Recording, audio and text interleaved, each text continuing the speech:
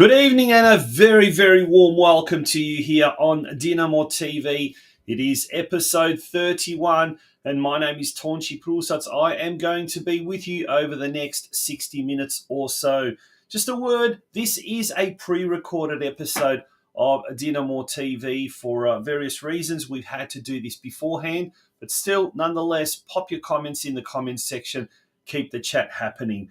We've got a massive show tonight, and that's one of the reasons why we've had to pre-record everything. We've got some huge guests. 3-goal hero from last weekend, Lucas Burns, is joining us tonight.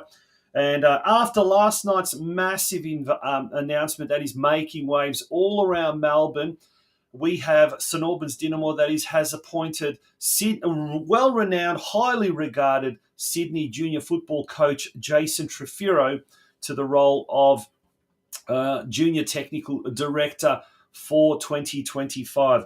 A big shout out, and on behalf of the club, a massive, massive thank you as well to our Mini Roos Technical Director, Nikola Markovsky, who leaves us because of his commitments with Western United. But that is a massive appointment of Jason. We welcome Jason to Dynamo, and later on we'll be catching up with him, as well as our junior football operations manager, Stepan Gal, as well. Huge show, as I said, lined up, and what a way to start it off with that celebration in the dressing rooms after last week's incredible performance. What a big 5-0 win over Green Gully, and that's going to headline our news desk immediately after this commercial break. Folks, it is DinamoTV you're tuning into. The I&D Group is regarded as one of the largest deliverers of concrete structure solutions in Victoria. Formed in 1994 by Ivan and Kathy Filipovic, their passion and commitment to getting the job done safely and economically has underpinned their success in the industry. I&D partners with large-scale building and construction companies in both the private and public sectors on projects large and small. With our corporate headquarters based in South Melbourne and storage yard based in the southeast suburbs, we have at our disposal thousands of square metres of quality materials, along with state-of-the-art lifting and crane equipment, enabling us to deliver the largest projects. We are committed to delivering high-quality projects by partnering with our clients and collaborating with project suppliers to ensure each job is delivered to exceed expectations. From humble beginnings, I&D now employs more than 1,200 dedicated professional and support staff, involved in a number of landmark projects right across Victoria. The I&D Group is a massive supporter of the Croatian community, backed soccer clubs in Victoria, and is proud to be the major sponsor of the St Albans Dynamo Football Club in 2024.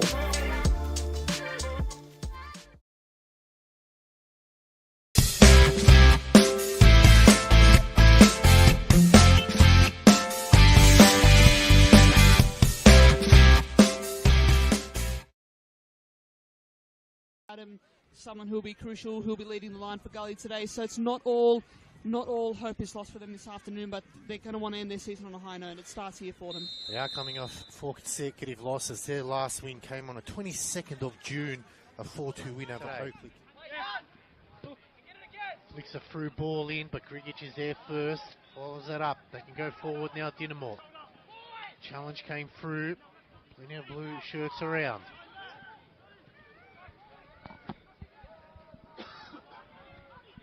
Lovely running here. Slides it through, chance, and there it is, the first opening goal. And Dynamo get us underway here at Churchill Reserve. It was a beautiful finish in the end, Katie. Talk us through it. Josh Fowler, say no more. Clinical, crucial, absolutely on point with that finish. Almost 25 minutes played here at Churchill Reserve. It's the home side leading 1-0. Thanks to a goal from Josh Fowler. Another chance! And he makes it 2 from 2. And he's on fire. Josh Flower. What a hit, son. What a hit.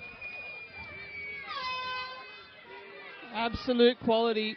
Josh Fowler, double Asian club in some ways. I mean, Cameron Watson, that's his effect right there.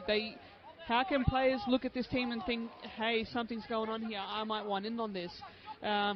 Attracting someone like Josh Fowler, someone like, even Michael Martinovic, who has been fantastic this afternoon. There's a core here, and I think it's for them who they can add and really can they make that step into a final shaping team as Monik is in space here. Going over, squares it. They're lining up at the back here. The chance, and that's 3. And it is Lucas Burns. And back-to-back goals. Okay, you're coaching Gully. What do you tell your charges for the second half? What is the message to them, really? I think it has to be, reset, and just get yourselves back into the game, refocus, reconcentrate, and stay in each contest as it comes. To be honest, that has to be it. Stay in each minute as it comes, and just know that you're much better than what you've shown so far. I think that has to be a message from Falzon. Lovely ball now, chance here. Can he finish? Yes, he does. Lucas Burns makes it 4. And Dinamo just carving up Green Gully. It was a beautiful ball there from Cabrera. And understood that one loud and clear. Chance now to Villa working hard. Cuts it by the byline, squares it in. Oh, Hallam told to get up there. Don't think that was a penalty. As Dinamo push forward here. Can they find the 5th goal? Seal the deal and make it their 5th win in a row.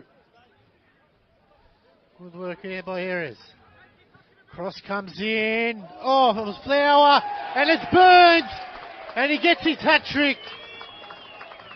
More importantly, it's 5 for Dinamo. And Lucas Burns, after the touch from Josh Flower, didn't go in. Send this long up the park here.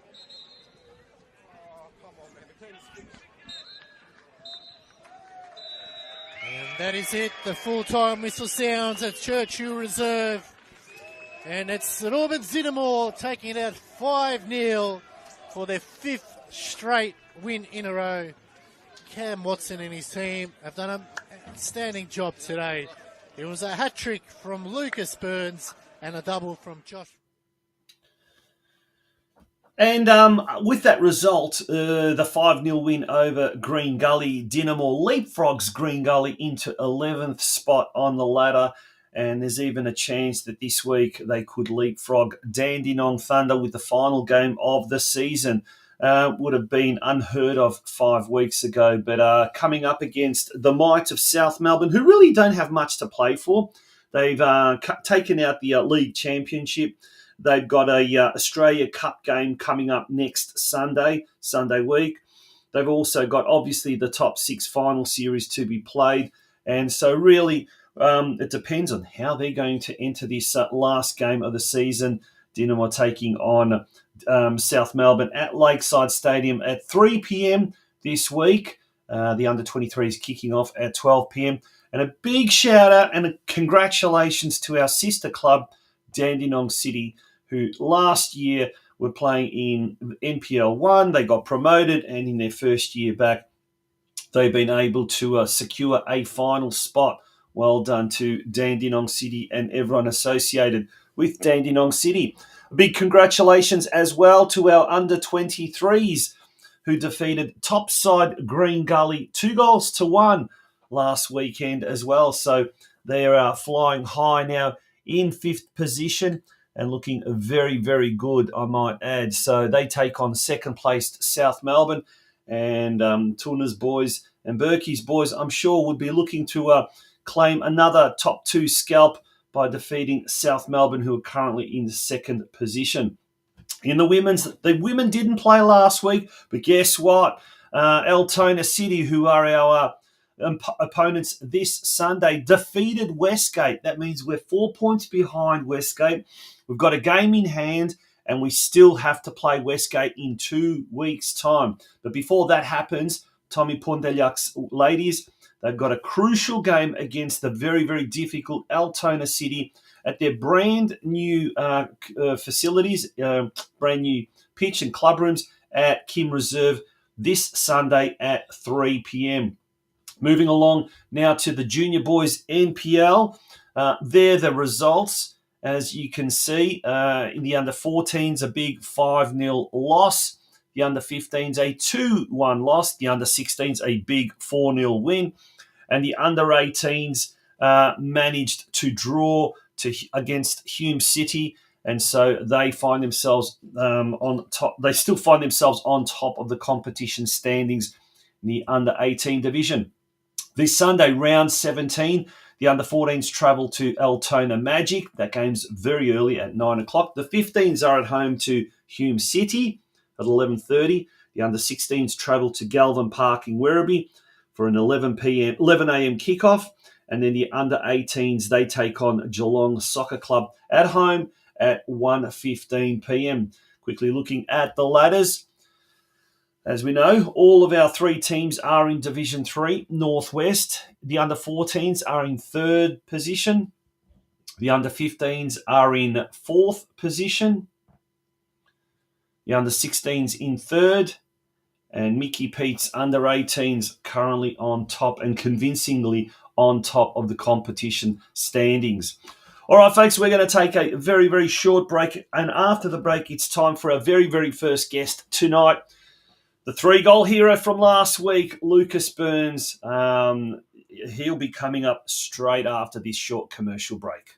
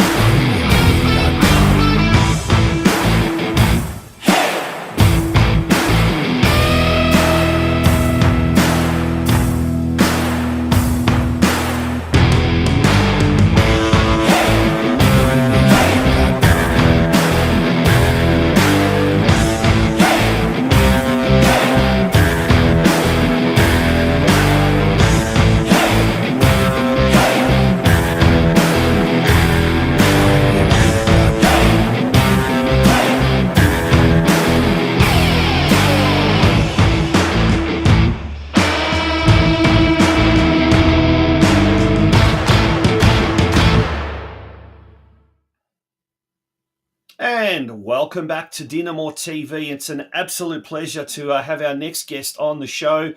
Mate, this guy, I think after the game, everyone was buying this man beers because he scored 3 goals against Green Gully last weekend. And he's one of the new recruits signed about 5-6 weeks ago that has been absolutely setting Churchill Reserve on fire. And it's an absolute pleasure to welcome to DinamoTV, Lucas Burns. Good evening, Lucas. How you going? Good, Conchi. How are you, mate? Mate, very, very well, as no doubt all the other Dinamo supporters around town are. The last 5 weeks have been absolutely scintillating, spectacular to say the least. But, mate, compared to your 3-goal effort on the weekend, wow, absolutely wow. Take us through that. I mean, the game obviously started really well. And things just went from better to worse. Obviously, you knew that you were safe from relegation, courtesy of the results previously with Manningham United going down to Heidelberg. But was it just the fact that there was no pressure, or was it the fact that things are just really clicking into place? Yeah, I think both, to be honest. Obviously, we knew we were safe on Saturday, but coming to the game, we sort of kind of said to each other, why not? Let's have a really good game and put on a bit of a show for the fans, so we can all celebrate. And we stayed up. Well, that you certainly did, and there's some footage there from the game on the weekend. And I think your first goal is just coming up now. Yeah, that's right, 2-0. So this is coming. Great build up, and it started on the defensive half. And just take us through this. Yeah, obviously Luka Karabaja, yeah, sort of coming to Dinamo, I've tried to be in and around the box. We play really good football, and we get a lot of shots off. So I know if I'm in and amongst it, sometimes it just drops, and in that scenario, it dropped for me. Yeah, and you seem to have really struck up a great great conversation, maybe on the field you have, a great understanding with the players around you. You mentioned Luca Chabraya, who we recently had on the show. Who are some of the other players that you're really finding you're just clicking at the moment?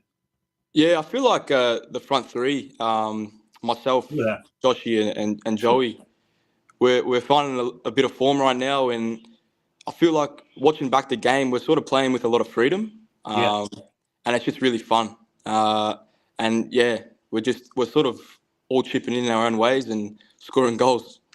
Yeah. Now we've had Michael Martinovic on the show since he signed. We've had yourself, obviously. I think last week, or was it the week before, we had Luca Chabraya. And look, one of the things that apart from obviously Broxy, who we haven't had on the show, we've got to get him on the show. Got to get Brooks. Obviously, yeah, and Josh Fowler, of course.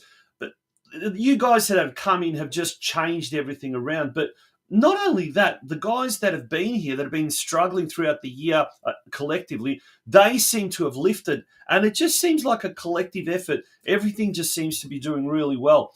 How important has the new coaching structure, Cam Watson and Billy Selesky, been to the whole revival of the team? Yeah, Cam and Billy are amazing. And Yeah, sort of when I first came, they sort of emphasised that we're good enough, and it's sort of just backing ourselves in and believing that we can do it. Obviously, I played Manningham, a bit disappointing we lost, but the game after when all the new recruits came in, it was sort of like a new chapter. yeah. And the new chapter, 5 wins on the trot, and you can sort of see everyone's just playing with real confidence and belief. And I think that's sort of been our main focus and the reason why we're doing so well. Well, I'll tell you, on a personal level, I need to thank you guys, because when we're losing, it's very hard to put together an episode of DinamoTV. No, no one's excited. No one's to come on. No one wants to watch it. But now there's such a buzz around the club. And obviously, it's a big year for the club. The club's going to host the Australian-Croatian soccer tournament in late September. There's some major works being planned around the ground as well. And plus, folks, don't go away, because after this, we've got a major announcement to be made tonight. So all in all, it's just an exciting time to be at Dinamo. But a lot of it stems from the success the seniors are having on the pitch. Yeah, 100%. And I think it's really good, because even though it took a while and it's maybe not for you guys the best to leave it so late, but I think it's going to be really good to have this success at the back end and sort of move into next year in 2025, and who knows what we can do. Yeah, absolutely. And it certainly augurs well for a very exciting 2025. But let's, for a moment, not look into the future. Let's look into the past. Let's talk about yourself, Lucas, and your footballing career. You've had quite an interesting career. Tell us, from the under-12s, the juniors. You started off at Heidelberg United, I believe. Yeah, as a junior, I spent 2 years at Heidelberg, and then I signed at Melbourne City Youth Academy in under 14s, and I spent 6 years there. So quite a long time. And last year I spent a year at Western United, and obviously at the start of this year I moved to Port Melbourne. Yep. And here I am at Dinamo. Yeah, well, we're really happy that we've got you there. And you're still only, 21 years of age, so you're still a young fella, but you've really experienced quite a fair bit in your footballing career thus far. Yeah, 21, turned 21 in July. But yeah, I feel like sort of with my junior years, I'm quite experienced and have been through quite a lot, wins and fails. So. Yeah. Now, some of those fails including injury and coming back from injury, and some quite serious injury. Now, you had a back injury. Tell us a bit more about that and how you recovered. Maybe some words of advice for young players who are, coming back from a serious injury, and what they need to do and what sort of a mindset they have to have. Yeah, so unfortunately, I fractured my back when I was 15. I had 2 stress fractures. You could probably imagine at 15, you don't really know too much about your body, and with a severe injury like that, I sort of didn't understand too much. Mm-hmm. Did all my rehab, thought everything was okay, and the next year I came back, and I actually refractured it. Do we So know what was the cause of it? Was it too much football? Was it hard grounds? Was it a knock that you got initially? So the first one was a knock. Yep. I played Hume, went up for a header, and I got tunneled and I fell on it. Yeah. But the second time around, it was the sort of the load. I did too Mhm. much, and it sort of reopened. Yeah. Words of advice, you sort of sometimes can get into a place where you're not training, not playing, you're away from the group in the gym. You just got to be sort of mentally strong. You sort of got to set out your goals, and just got to set out your goals, and just believe that you can come back bigger and stronger. And in those cases, I did. And yeah, right now I'm feeling very good. A couple of years later, I feel like it's the best my body's been, and I think it's showing a little bit. Yeah, so we've been really impressed watching you just tearing it up on that left flank. And have you always played in that position, or have you moved around over the course of your junior days? Well, my junior days, pretty much anywhere in the front third. Mm-hmm. Played a few games as a 9. But in the last sort of couple of years, I can play in the midfield as well as a 10. Mm-hmm. Don't mind it. I actually quite thoroughly enjoy it. Oh, excellent! So you've got that real versatility as well. Yeah. This week, game up against South Melbourne. They're the league champions, the minor premiers, however you want to call it. They've got some big games, obviously in the Australia Cup, the finals as well. They're looking to make it a double. Obviously, with no national second division next year, that being put on hold at the moment, they're going to focus all their energies into the final series and into the Australia Cup. Can we knock them off and make it 6 wins from 6 games? I think if you had asked us 5 weeks ago if we'd be five on the trot, maybe we'd say no. But yeah, obviously you got to give South Melbourne major respect. They're sort of the benchmark and have been for a long time. But why not? I think with the confidence we're playing right now, who knows? I think maybe we can. Yeah, fantastic, mate. Thank you very much for joining us on DinamoTV. Congratulations on your individual effort last weekend, but also the collective effort with the teammates. And we certainly look forward to this Sunday, the final game of the home and away season for 2024. Let's hope we can finish it on a high against South Melbourne. Thanks, Tonchi. Good on you. Absolutely. Thank you very much. That was Lucas Burns, and geez, what a lovely chap to speak to. And hope he can repeat last week's three-peat effort. Folks, don't go away. We're going to take a short commercial break, and when we return, we will continue with tonight's. Westar Prestige is a family-owned second-generation business which is celebrating 50 years of operations this year. They're a specialist prestige collision repair facility situated in the western suburbs of Melbourne, Victoria. However, they service all regions in the state, with many of their clients travelling from far and wide to use their services. They're also able to provide a digital platform for quoting clients' vehicles who are unable to personally attend their premises. They're an authorised manufacturer-approved repair facilities for Mercedes-Benz, Tesla, Peugeot and Suzuki, and are proud of their ongoing affiliation with these brands. They also work closely with a number of Australia's largest insurance brands who entrust them to be part of their preferred repairer network.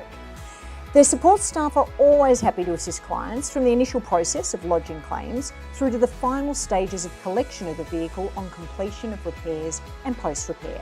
So remember, for all your prestige collision repair needs, consider Westar Prestige, an award-winning, long-standing Australian-owned business. And welcome back to DinamoTV. Let's move on. A former St Albans Dinamo player, junior and senior player, is headed to Italy to compete in the inaugural Transplant Football World Cup. Ante Kjelic, a liver transplant recipient, has been selected for the Australian team, fulfilling a childhood dream of representing his country.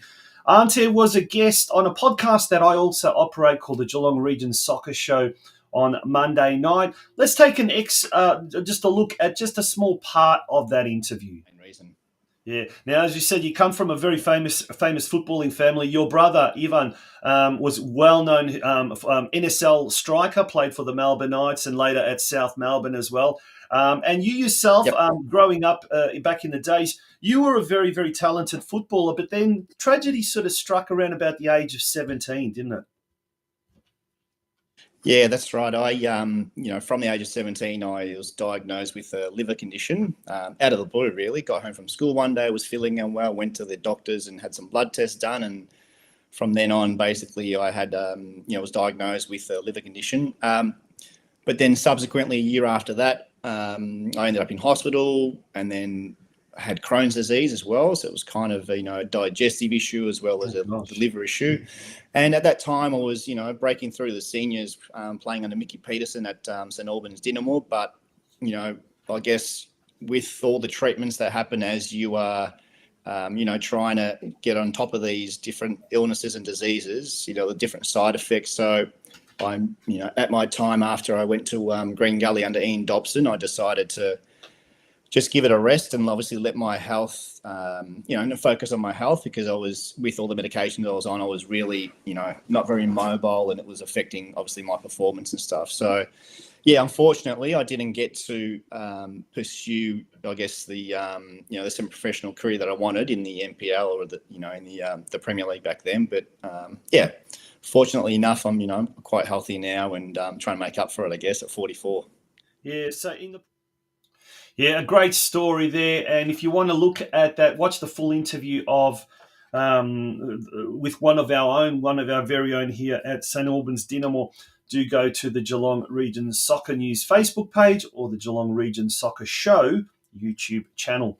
Okay, we're going to take a break, another commercial break. When we return, the big one, an exclusive interview with newly appointed Juniors Technical Director for 2025, Jason Trefiro, who shortly is going to be making the move from Sydney down here to Melbourne. Folks, stay tuned for that. It's DinamoTV.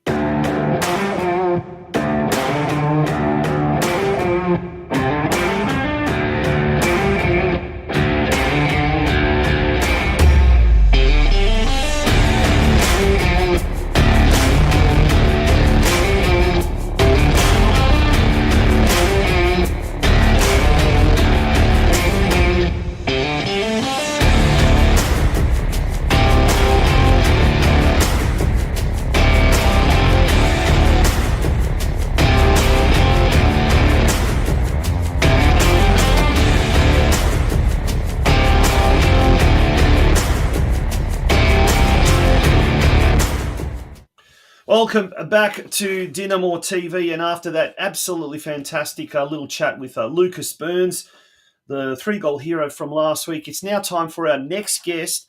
And first of all, we're going to introduce a man who's been on the show many times before. He is the St Albans Dinamo Junior Academy Football Operations Manager, Stepan Gal. And as was announced last night, the new Juniors Technical Director for 2025, Jason Trefiro. Gentlemen, how are we? And good evening. Good evening. Yeah, it's good. Good evening. Good. Nice and warm in Melbourne, so it's First good. of all, Stepan, over to you. Mate, the last 24 hours, we've made the announcement about Jason, but this has been in the pipeline for a long time, and it's slowly starting to come to fruition. Massive plans for 2025. Yeah, look, it's been, like you said, it's been something we've been sort of chatting to both Jason and Glenn about in relation to our 2025 program. Launching it last night, it's just really good for the junior program and where we want to sort of move into next year and the years after that. So, yeah, I think it's a massive coup for our club. In moving forward in the junior development space and sort of giving juniors and our juniors the opportunity to have someone like Jason in and around the club to help, one, help our players and two, help our coaches get better and two, help our coaches get better and more educated in relation to, how they do things. But yeah, we're stoked as a club to sort of have Jason on board for 2025. Yeah, Jason, mate, we've already seen you were here in Melbourne earlier this year in April, and we've got a little bit of footage. Apology for the grainy vision, but the 2-day clinic down here in Melbourne, that was a bit of I guess, the fact finding mission. Or not so much a fact finding mission, more of a familiarisation trip. But what was the first thing or what was some of the things that struck you about that 2-day event and your interaction with a lot of the Dinamo juniors, I guess, and the parents as well? Yeah, it was good to come down alongside Dinamo. I think to see the turnout that we had, and not really sort of advertising it too much, just within the Dinamo sort of community in and around the Dinamo area. We were really pleased to see the turnout, and I think the general quality was quite good, and we really enjoyed ourselves for those 2 or 3 days over there, and just to meet a few of the coaches around, the people running the club. Really good vibe, really good feel about it. So it was buzzing and quite happy with how that went. Yeah. Now, Football Tech, a lot of people have heard about it. It's an institution up in Sydney. It's got a phenomenal reputation. I personally went up there earlier this year with my son's team and saw firsthand the quality of not just the coaching but the execution of everything, the planning, the running of everything. Tell us a little bit about Football Tech, something that you've started with your brother Glenn. Yeah, I guess Football Tech was probably something we started, 15, 16 years ago now, probably when we were still playing, and we just sort of we had a real passion with working with kids, trying to develop the technical base of a player, something that we sort of grew up knowing. We were technical players ourselves. And Football Tech sort of started just from just some general interest and just working with small groups, and then it just sort of developed into something big. And today, we work with over 500 plus kids a week now. So pretty proud how that's come along, and it's opened up a lot of other opportunities in terms of working with Dinamo now too. So Now, mate, you yourself have been coaching, you tell me, for 15, 16 years, and in that time you've had some really successful outcomes or achievements. Tell us some of the more memorable ones. I think, look, definitely for us, the biggest achievement would be to take a player when they're 7, 8 years old, and talking about our Football Tech program now, and working with them from a technical point of view, from a person point of view, and to see these players that start with us sevens and eights, and they work their way through, and now some of them are playing, in and around the A League and in various leagues in Europe, So I guess from a memorable moments, not so much like in terms of coaching teams, but I think the proudest sort of that we get is when we see a player that's come through from a young age and progresses into professional football, and that they become really good people too. It's not just about the football; it's about how they are, players that still come back and do training in their off seasons and touch base with our younger players, the next generation coming through. So I think that's probably some of our best, in terms of what our best things are. I think that for me is the most, the proudest I see it, when I see stuff like that. And there's been some pretty famous names that have become Football Tech graduates. I believe Paul Ocon's boy. Is that right? Am I wrong in saying that? Yeah. We worked with all 4 of them pretty much. Paulie now is playing straight at Benfica. John Lucas at Bruges. But yeah, definitely. Look, we like to think that we had a small part of it. Obviously, there's a lot in a player's development. It's not just one program. There's a lot, but yeah. I think in all our players, we've sort of helped in some sort of way, Yeah, so. Fantastic. Now, mate, about yourself, let's get to know you a little bit better. Your own footballing journey from playing to coaching, and tell us how you arrived at the decision to not just go into coaching, but to make something out of it, like a profession. Well, I definitely enjoy and love football. Otherwise, to make it my life, it wouldn't work, you know. So first of all, my passion and love for football came from a young age, and then obviously progressed through all the junior state teams and different sort of NPL clubs. Yeah. Where did you start? Where did you start playing your junior football? Junior football was, Blacktown City. That was probably my first sort of rep team, NPL team.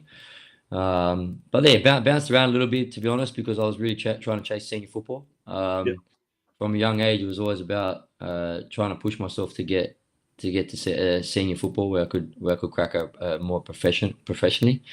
So yeah, bounced around a little bit like that. Like, okay, we need to do a job too. You sort of don't make enough money in sort of the NPL scene to do it full time until you turn pro. So, and coaching was a job where we knew what we were sort of on about in terms of football. So it was a job that we could do and then still go to training and still perform. So that's sort of how it all tied in together. And then as you get older, you get a little bit slower, you get a little bit less fit, and then you understand and realize, okay, it's time to stop playing. Now you sort of don't enjoy it as much either when you get to that age where you can't give as much anymore as when you were younger. But you can give in other ways, you know. So, and we're coaching for quite a while, and then we just I think the passion took over in terms of I much rather be coaching now than playing. So it really took over, and working with children and being in that youth sector for so long now, I've got a real passion and drive for the next generation, I guess. Fantastic. Now, you've spent a few years at our Australian-Croatian sister club, Sydney United, and obviously the Football Tech annual juniors tournament is held at Sydney United every year. Now, if you could share some of the things that you've grown to understand about the club and the culture that surrounds it, and what's the thing that most kind of and captures you about the whole Sydney United, the club? Yeah, I think, look, my brother had some long playing history there too, so we sort of had already sort of a really good tie to the club. And then when we first started our project to try and mold the youth at Sydney United, we first started with the 13s, and then we ended up a 13s, 14s team, and then 15s, and I've done pretty much nearly every age group all the way into senior environment too, where I've taken 20s to under 20s teams. I've assisted with the first team also, so I think what I love about the club and the culture there is the love for football. They share the same love and same passion for football. I think a certain brand of football also that we've always tried to sort of bring up now into our seniors.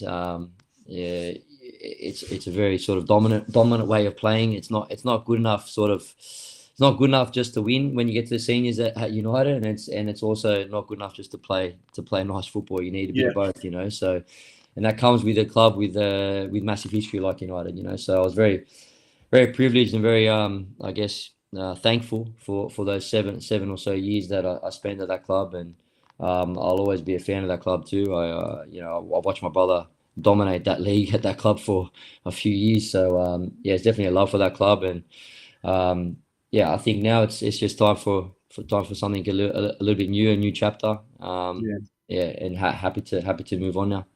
Don't know about you, Stjepan, but I think Australian Croatians around Australia still talk about Glenn's goal, that goal against Brisbane Roar in the Australia Cup semi-final. Well, what a great run that was, wasn't it? Top goal, top goal, top day too in the stands. I can tell you that. Yeah, incredible. Yeah. Now, moving forward to the future, Jace, what are you most looking forward to at working within the junior academy setup here at St Albans Dynamo?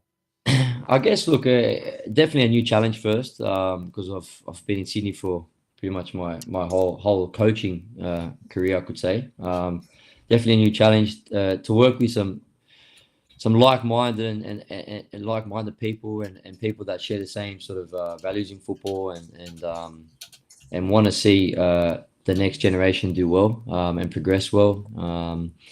I think the challenge to sort of run a club program, is what I'm most buzzing about, that it's in my hands. I like that little bit of, I guess, a little bit of pressure if you want to say, to say, you know what, it's in my hands to try and get these juniors to a certain level where they can progress through the clubs and hopefully all the way into the seniors over years,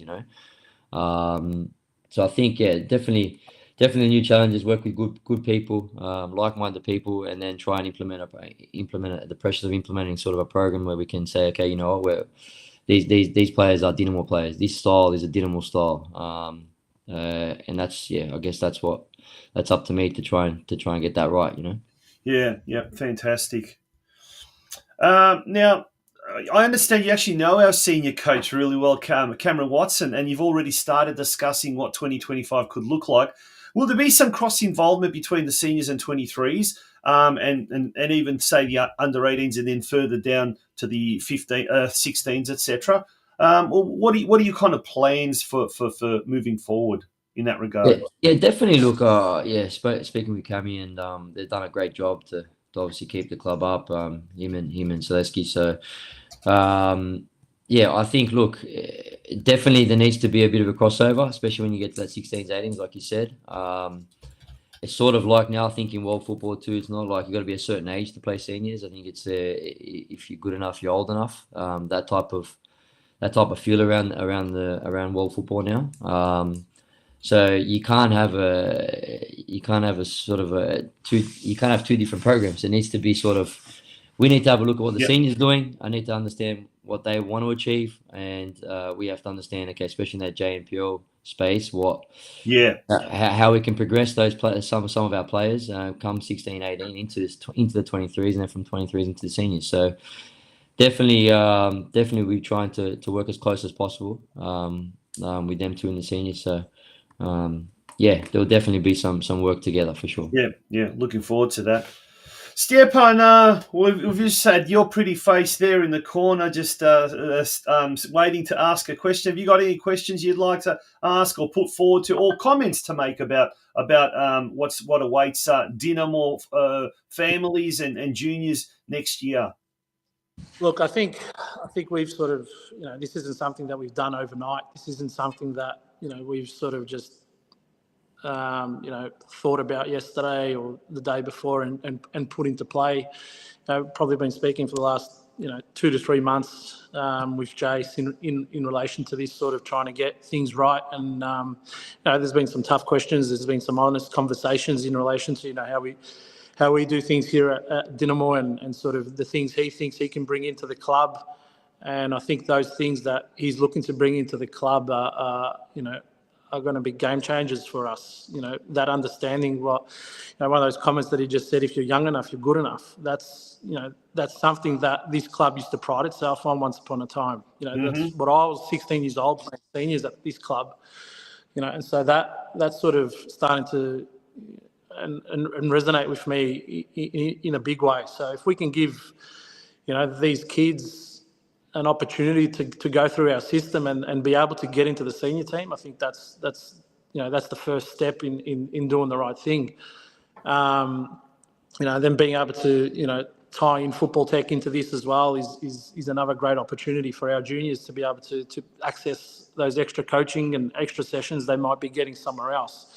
So that's massive opportunity for our juniors.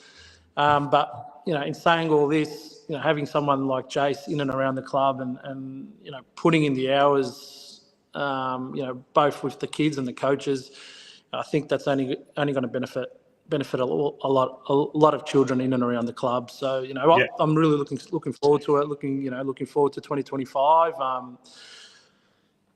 I think it's going to be a really, really, really good year, and it's going to takes time. It doesn't just happen overnight. So I think that's probably one of the things that I'd like to remind people that Rome wasn't built in a day and all that sort of stuff. But it takes time to put these things into play and to practice. To build it in, build it within our culture, and Jace already has a bit of the Croatian culture behind him already, in spending time in sort of at Sydney United. So sort of understands how things sort of work and how they run. But at the same time, we're looking at bringing in some really good quality, really good children into the club from an under 18s all the way to an under 7s level to encourage kids to come to Dinamo and share this experience with us, both culturally and soccer player wise and development wise, boys, girls. So look, we're really looking forward to it next year, and really looking forward to sort of putting the plan in place. And we haven't had something like this for a while in relation to, we've had Nico and he's done a really, really good job over the last couple of years as well, putting things into place.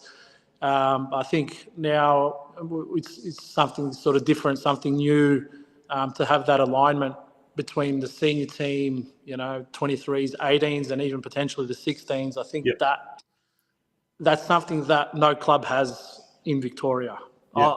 That's me just being honest. I think if you look at the back end of this year, from our senior team, we've had probably 6 or 7 kids debut this year. Yeah, absolutely. All under the age of 20. And these are in big games. These were in relegation battle games at one stage. We had Johnny McGlaris come in straight from the Resis into the senior team in a pivotal game. We had, big Luca Chabraya come in and do the job as a number 10. Like, you don't see that stuff enough. Yeah. So this is where I'm hoping, that's the big picture. But I think there's certain things we need to get right along the way. And I think, with Jason at the helm, and with the support behind him, I think we'll be able to get there. And look, a big shout. I was going to say, big shout out to our under 23s coaching staff, Adam Tenanini and Ian Burke, who's done a lot of great things for Dinamo TV this year, Burkey. But they were fifth on the table last week. They beat top of the table Green Gully, and apart from producing 5 or 6 or 7 players to the seniors team, they've also started integrating a lot of the players from the under 18. So we're doing very well at that level. I guess this year all of our NPL junior teams finished, unfortunately, Division 3. And Jace, maybe that's a question for you. Is that something that you kind of immediately want to address next year, or is that, once again, let's look at the patient build up and building the foundations first? The fruits of that labour may come in a couple of years' time, but in the meantime, we really got to get the foundations right. Yeah, definitely foundations right first. I mean, first thing would be to go around when I first get in there and to have a look at all the junior teams, because there'll be probably 2 or 3 weeks left of the season when I arrive. So really give everyone an opportunity to sort of show and impress in a way. It's definitely something that I think, you need to try and set the bar. You need to try and set a standard where you go, you know what, is this good enough? Is it not good enough? There's got to be a bar set. Everyone needs to be clear. Everyone needs to understand which direction we want to go in. And definitely, I think as a club, you need to try and progress. It's not going to be one where you're going to jump straight into JMPL1. I don't feel that's not everywhere I've worked. It's not like that. If you do it properly and you want it to last, it's going to be, more of a sort of patient approach. But in saying that, there can be little changes that are big changes in a way. You fix absolutely. And that could be that we're playing JMPL2 next year. So we've got to definitely set, like you said, the foundations and understand where we want to go with this.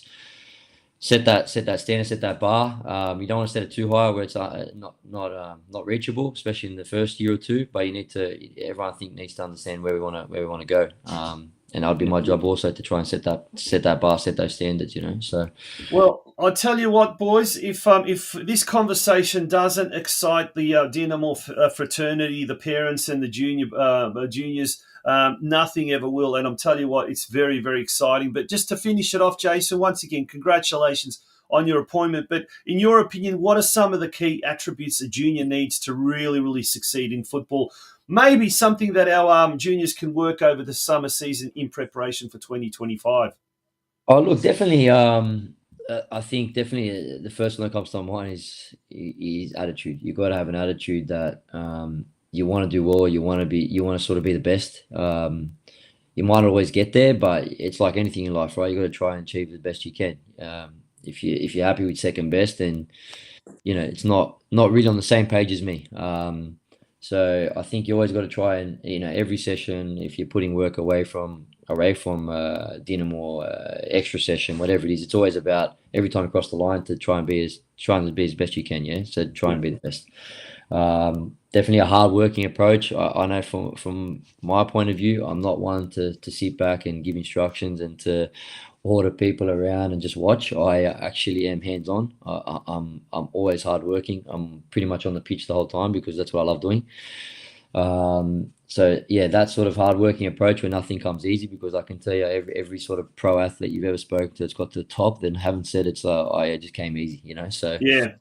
I mean, that's sometimes hard to instill now with kids, just that hard-working mentality where nothing comes easy, So definitely that resilience. You're going to have setbacks, you're going to have ups and downs, how you take both, how you take criticism, how you take positive and negative criticism. Definitely that resilience factor needs to be something. And then from a football point of view, I was a technical player. We run a technical program. Definitely technical ability is very, very important. For myself, I think for our club in general, moving forward, we want to see a technical footballer come out of Dinamo. We want to see a technical team play. Don't want to just leave it up to chance. And by chance, I mean, yeah, you might win a couple, but you want to be dominant. You want to be as dominant as possible on the front foot. Always sort of demanding more. Yeah, these are all things that I think that have set us in our ways. How we work, and it's been pretty positive around that style. Look, it's not for everyone. I can be honest. Some people like the sort of easy cruisy approach. I get it, but for me, that they're the first things I sort of look at. Yeah. Mate, thank you so much for joining us on DinamoTV. Stepan, thank you so much as well for joining us once again on DinamoTV. Really appreciate it, gentlemen. No, just one more thing, Tonch. Just one Yeah, more absolutely. thing. Yeah, we'll be launching sort of expressions of interest Friday night. So for the JNPL, both for existing and new players, so anyone that sort of wants to put in an expression of interest. So just have a look out for that on our on our socials, and yeah, we're looking forward to it. Looking forward to 2025. Good on you. Thanks, gentlemen. That was Stepan Gal and Jason Trefiro joining us here on DinamoTV.